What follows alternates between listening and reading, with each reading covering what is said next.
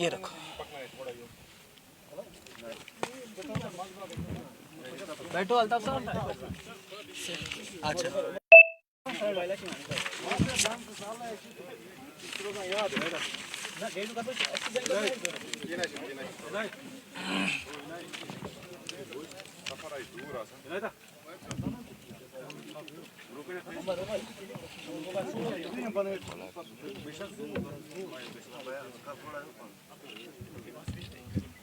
बैठो, इधर आओ।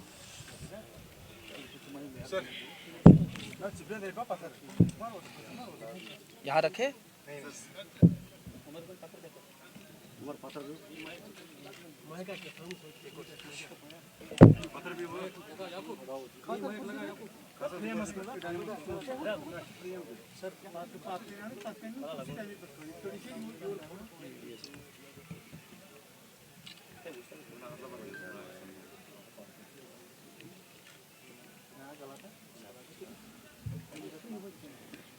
स्टार्ट करें। शौकत साहब, हमारा आरिफ वाला मॉड्यूल का डेट क्या है? 14 सितंबर।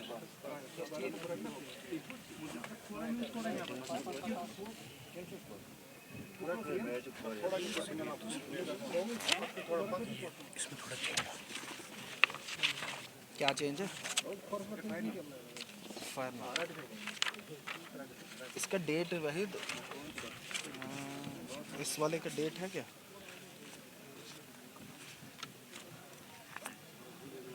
उड़ी वाला ना। 14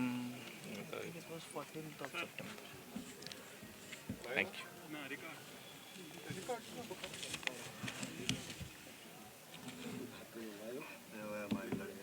14 सितंबर।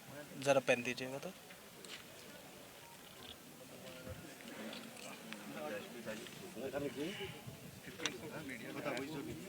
हाँ ठीक है। Okay, good afternoon everybody. आज की ये जो प्रेस ब्रीफ है, ये बेसिकली बारामूला डिस्ट्रिक्ट में पिछले 2 हफ्तों में 2 बड़े टेरर मॉड्यूल्स का खुलासा हुआ है, उसके मुतल्लिक आपके साथ जानकारी साझा करने के लिए आज की इस प्रेस ब्रीफ का आगाज़ किया जा रहा है। तो सबसे पहले हम 14 सितंबर 2023 को जो उड़ी के इलाके में एक टेरर मॉड्यूल बर्स्ट हुआ था, उसके मुतल्लिक जानकारी आपके साथ शेयर कर रहे हैं।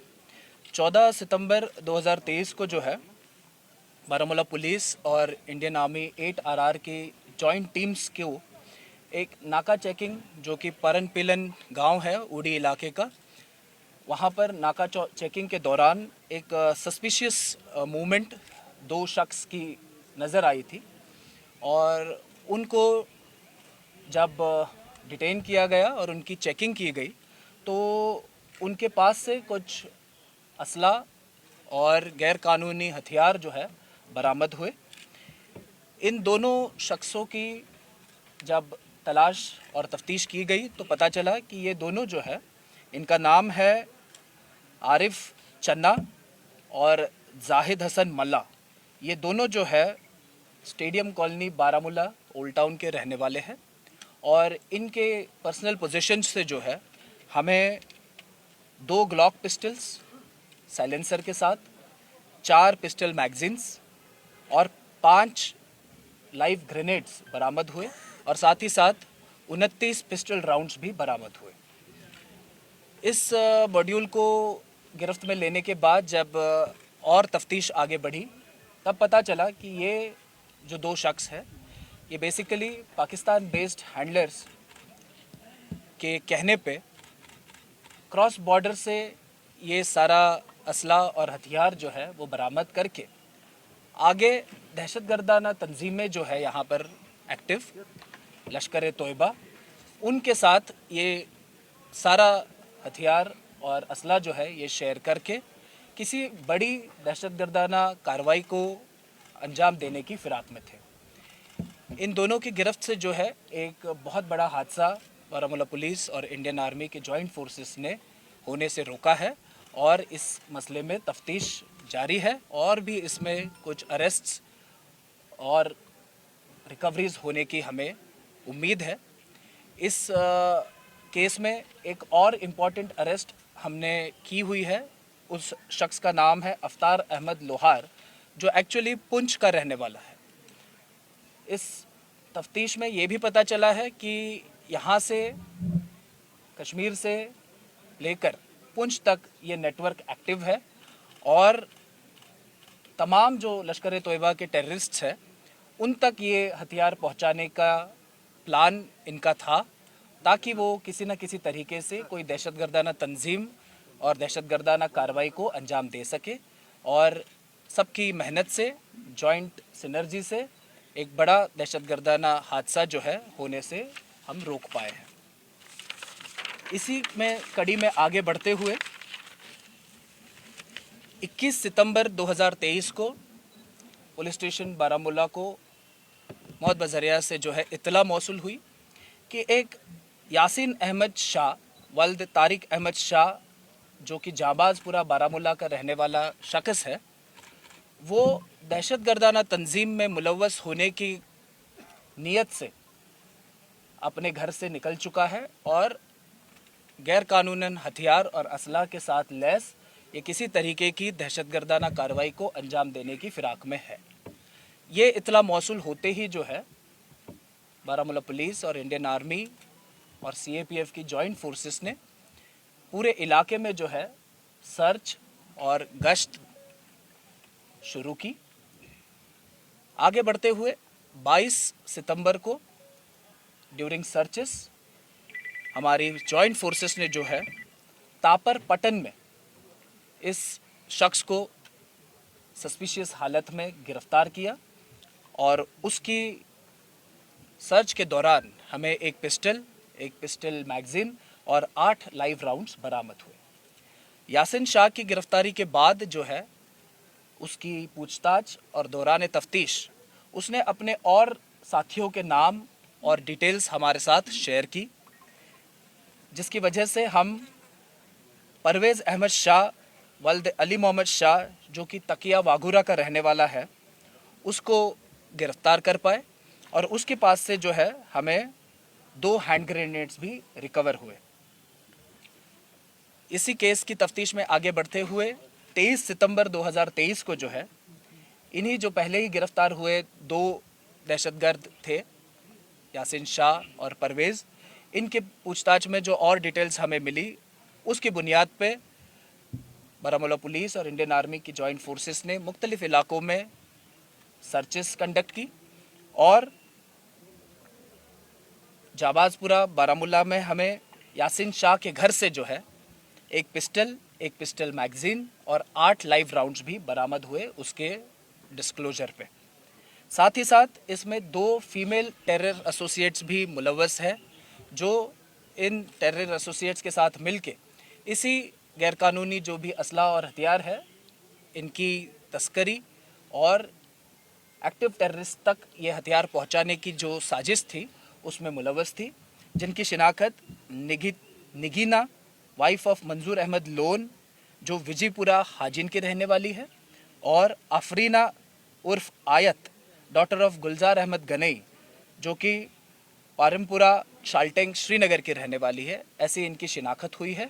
ये दोनों फीमेल्स को भी जो है गिरफ्तार किया गया और इनके पास से जो है हमें 2 हैंड ग्रेनेड्स भी बरामद हुए, जो इन्होंने अपने घरों में छुपा के रखे हुए थे। इसी केस की तफ्तीश में अगली कड़ी में जो है 25 सितंबर 2023 को बारामूला पुलिस और इंडियन आर्मी के जॉइंट फोर्सेस ने जो है एक मुदस्सिर अहमद राथर सन ऑफ गुलाम मोहिद्दीन राथर, जो तकिया वागुरा का रहने वाला है, और शौकत अहमद मलिक सन ऑफ हबीबुल्ला मलिक, जो वागुरा का रहने वाला है, इन 2 शख्स को भी जो है गिरफ्तार किया और उनके पास से एक पिस्टल मैगजीन, 8 पिस्टल के राउंड्स और 1 चाइनीज़ ग्रेनेड भी बरामद किया है। अब जाके जो है इस टोटल जितनी भी ये कार्रवाई हुई है उसमें अब तक हमने 6 लोगों को गिरफ्तार किया है, जिसमें एक एक्टिव टेररिस्ट है यासीन अहमद शाह और बाकी जो 5 उसके साथी हैं, इनमें से एक जो है जुवेनाइल है और इनके पास से अब तक हमें total 5 hand grenades, 3 pistol, 3 pistol magazines और 24 पिस्टल राउंड्स की रिकवरी हुई है। ये सारा जो मॉड्यूल है ये भी जो है पाकिस्तान बेस्ड हैंडलर्स के कहने पे बारामूला और नज़दीकी इलाकों में दहशतगर्दाना कार्रवाइयों को अंजाम देने की फिराक में था। इसमें से याशीन शाह जो है ये खुद एक एक्टिव टेररिस्ट हम इसको करार देंगे, जो कि इस रिकवरी के साथ ये जो भी चीज़ें हमने इससे रिकवर की है इसकी सारी टेक्निकलिटीज़ और इसके सारी जो भी गतिविधियां हैं उसके साथ पूरी तरीके से वाकिफ़ था और इसने बाकी लोगों को भी अपने साथ जोड़कर बारामूला के इलाके में एक टेरर नेटवर्क जो है वो खड़ा किया था। लेकिन इंडियन आर्मी और बारामूला पुलिस के जॉइंट एफर्ट्स की वजह से ये टेरर मॉड्यूल जो है ये बस्ट हो गया है और जो भी इनके इरादे थे दहशतगर्दाना कार्रवाइयों को अंजाम देने के, उनको नाकाम करने में हमें अब तक जो है सक्सेस मिली है। इसमें तफ्तीश जारी है और उम्मीद है कि और लोग जो भी इसके साथ मुलव्वस होंगे वो भी गिरफ्त में जल्द से जल्द आ पाएंगे और जितने भी लोग इसके साथ जुड़े हुए हैं उनके इरादे भी जो है हम डिस्ट्रॉय कर पाएंगे। शुक्रिया। आपने जिस तरह से कहा कि वुमेन जिस तरह से इन्वॉल्व की जा रही है इसमें, जुवेनाइल्स को क्या आपको लगता है ये बड़ा चैलेंज है अब आगे आने वाले सिस्टम को लेकर, क्योंकि वुमेन्स और जुवेनाइल को इन्वॉल्व करना एक बड़ी जो है इनके लिए मैं कह सकता हूँ इन्होंने बड़ा काम किया है। जी ये जो है एक हालांकि नया ट्रेंड नहीं है, हमने पहले भी देखा है कि फ़ीमेल टेरर एसोसिएट्स का इस्तेमाल हो रहा है हथियारों की तस्करी में या फिर लॉजिस्टिक प्रोवाइड करने में, और साथ ही साथ जुवेनाइल्स का भी इस्तेमाल हो रहा है। लेकिन हमारे पास एम्पल लीगल प्रोविजंस है जिसके तहत अगर वो जुवेनाइल भी है तब भी जुवेनाइल जस्टिस एक्ट में इसके प्रोविजंस है जिसमें अगर हीनियस क्राइम में कोई जुवेनाइल इन्वॉल्व होता है तो उसके खिलाफ भी जो है सख्त से सख्त कानूनन कार्रवाई बामल लाई जाती है। तो चैलेंज तो है लेकिन हमारी फोर्सेस और हमारी सारी टीम जो है वो पूरी तरीके से तैयार है किसी भी चैलेंज का सामना करने के लिए। SSP Amod, you talked about that these people would take the ammunition and the arms and they would supply it to the Poonch in the Jammu region. So where from they would actually inquire this ammunition and how they would supply this to further modules? See, the investigation that has been conducted so far has revealed that they were actually procuring this arms and ammunition from across at the behest of the park-based handlers. So we are already in the process of identifying the routes or the places and the locations that they are using for smuggling the ammunition from across, and very soon we'll be able to unfold the truth behind these modules also. That means the route of LC was used to procure the arms and Yes. ammunition that would go to Jammu or other places. Yes. So is it that the terrorists now planning, apart from seeing the stabilization in the Kashmir Valley, they are choosing deliberately the Jammu region, the parts of the region, be it the Samba, Poch, where we see the more action of the terror outfits? The entire international border area and the line of control area, I think the terrorists across, the handlers across, are using both the places to infiltrate arms, ammunition, and even narcotics. The objective being that they want to destabilize the relative peace that we are seeing in the valley right now, and for that they are making use of terror associates, the conduits, and the OGW networks, so that in some or the other way they'll be able to infiltrate arms and ammunition and then activate the local radicalized youth and carry out terrorist activities. But I'm sure that with the active efforts of all the forces, these nefarious designs will be defeated. So is there any plan for the upgradation of equipment as far as the body scanners and other things are concerned when you talk about the patches of LC where the army is working? Those things are under consideration. Thank you, sir. Thank you so much. Night,